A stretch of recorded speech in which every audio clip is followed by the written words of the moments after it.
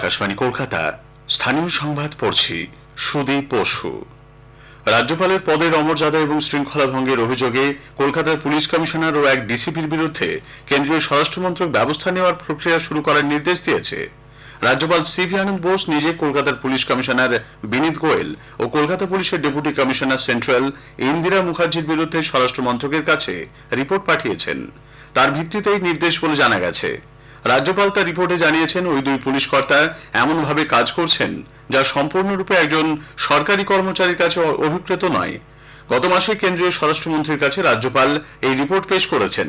সেখানে তিনি কলকাতা পুলিশের অফিসাররা গত 13 জুন কিভাবে ভোট পরবর্তী হিংসার শিকার ব্যক্তিদের রাজ্যপালের অনুমতি সত্ত্বেও তার সঙ্গে দেখা করতে বাধা দিয়েছিলেন সে কথাও তুলে ধরেছেন।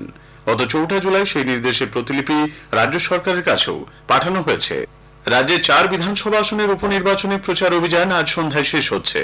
ভোট গ্রহণ বুধবার 10 জুলাই। সবকটি রাজনৈতিক দলই মানুষের কাছে পৌঁছে যেতে জোরদার প্রচার চালাচ্ছে।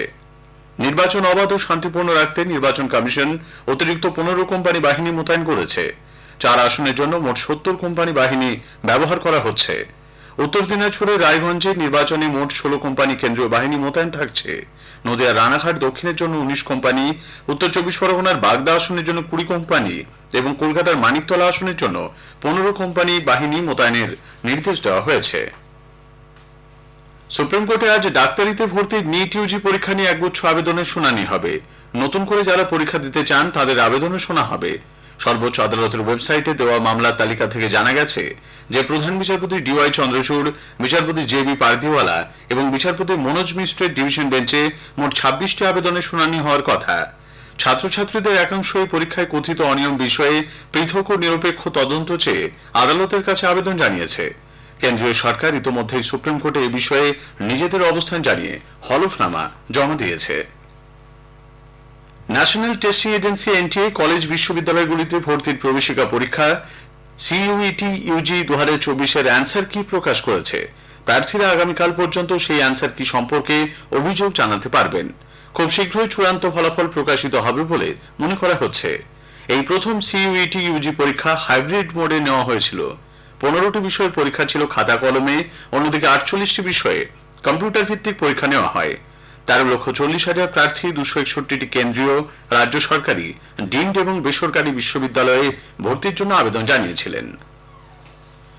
বীরভূমের নলহাটিতে 14 নম্বর জাতীয় সড়কের উপর ট্রাকের ধাক্কায় এক প্রৌঢ়ের মৃত্যু হয়েছে। জানা গেছে, মাঠকলিঠার ধর্মতলার সামনে নাতি সাদেক শেখকে নিয়ে মোটর বাইকে যাওয়ার সময় ট্রাকের ধাক্কায় প্রাণ হারান মান্নান শেখ। আহত অবস্থায় সাদেককে হাসপাতালে ভর্তি করা হয়েছে। ট্রাকের ড্রাইভার ও খালাসি পলাতক। স্ত্রীর বিবাহ বহির্ভূত সম্পর্ক নিয়ে বিরোধের জেরে বীরভূম জেলার রামপুরহাটের আখিরা গ্রামে অষ্টম মাহার নামে এক ব্যক্তিকে খুন করা হয়েছে বলে অভিযোগ। বাড়ির পাশে নালায় দেহটি পড়েছিল। এই ঘটনার জেরে তাঁর স্ত্রী, কন্যা এবং স্থানীয় এক যুবককে পুলিশ আটক করেছে।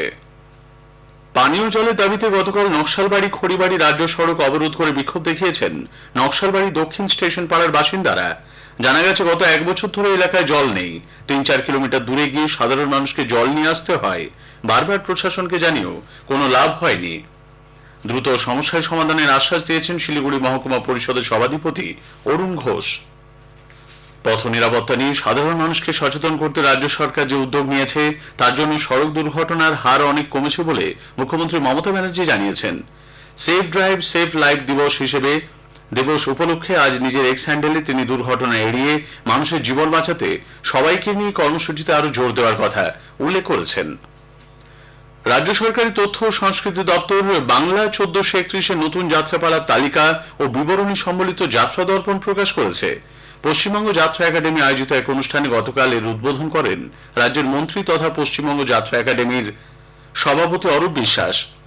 বাংলার ঐতিহ্যবাহী যাত্রা শিল্পের কথা তুলে ধরে এর উন্নয়নে রাজ্য সরকার গৃহীত পদক্ষেপের কথা বলেন তিনি। অনুষ্ঠানে বেশ কয়েকজন দুস্থ যাত্রা শিল্পী ও কলাকুশলীকে এককালীন আর্থিক সহায়তা দেওয়া হয়েছে। ফণীভূষণ বিদ্যা বিনোদ যাত্রা মঞ্চে 15 দিন ব্যাপী এক কর্মশালারও আয়োজন করা হয়। আকাশবাণী সংবাদের বিশেষ সাপ্তাহিক অনুষ্ঠান খবরের আয়নায় এই সপ্তাহের বিষয় কেন্দ্রের নতুন সরকারের কাছে জনগণের প্রত্যাশা। মতামত দিয়েছেন রাজনীতিক, আইনজ্ঞ, বিজ্ঞানী, শিক্ষক, ক্রীড়াবিদ, চিকিৎসক সকলেই। অনুষ্ঠানটি শোনা যাবে আগামীকাল রাত 8টায় গীতাঞ্জলি প্রচার তরঙ্গে। স্থানীয় সংবাদ শেষ হলো।